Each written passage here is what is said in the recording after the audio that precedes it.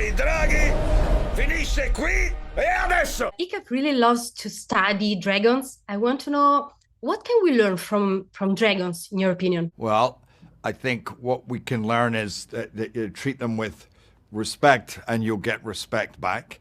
That they can be exceptionally, they can be. I love people that have the ability to be strong, fierce, which they are. They can be dangerous, but again, if you treat them with respect, then they can be, committed, loyal, friendly, sensitive, and yeah.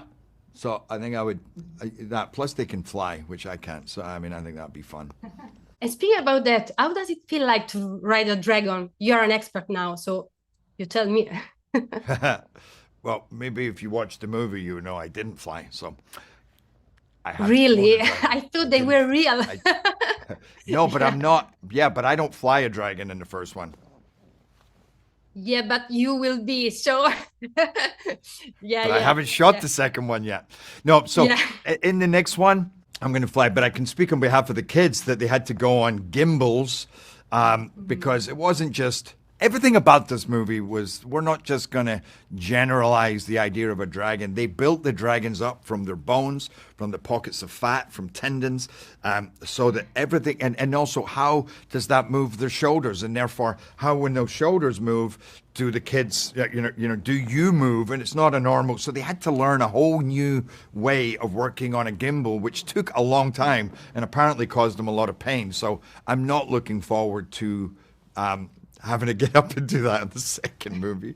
What's the thing with you and dragons? Because, yeah, of course, you are in this franchise, but you were also in Reign of Fire. Why dragon are you in your destiny? Why? Well, I've made almost 60 movies and only 2 are dragons, so I don't know if it's my destiny. That was 25 years ago, or 24 years ago. But I think dragons are a very popular part of folklore. They're in mythology, and there's a lot to be gotten out of telling stories about dragons, and especially in this world. You see a boy and his wish fulfillment, a relationship with a beast from another place, and it's forbidden, and that coming together and developing a language together, a friendship, a bond that surpasses the rest of the kind of cultural norms and expectations. That's powerful.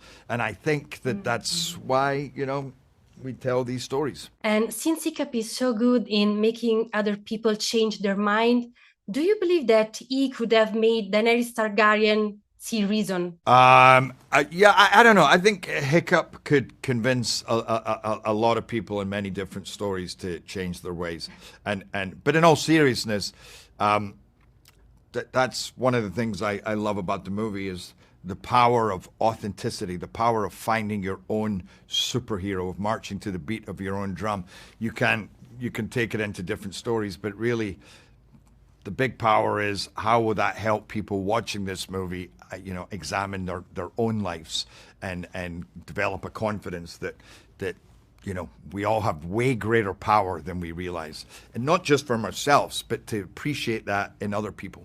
Yeah, as Gobber says to Ikap, stop trying to be what you're not. Yeah, I agree with it. Yeah. No, I love that line. I love their relationship, by the way. It's funny talking about this movie, and when I get asked questions, it reminds me of different parts of the story, and I love watching this movie because there's all the different relationships, each character, and then the visuals itself, what you're watching on the screen, the artistry. It's so thrilling and and very affecting. And there's so many great messages in the movie, I think, that we should, for people to see, especially in the world we live in now, and to take out and use in our lives. Thank you. Thank you.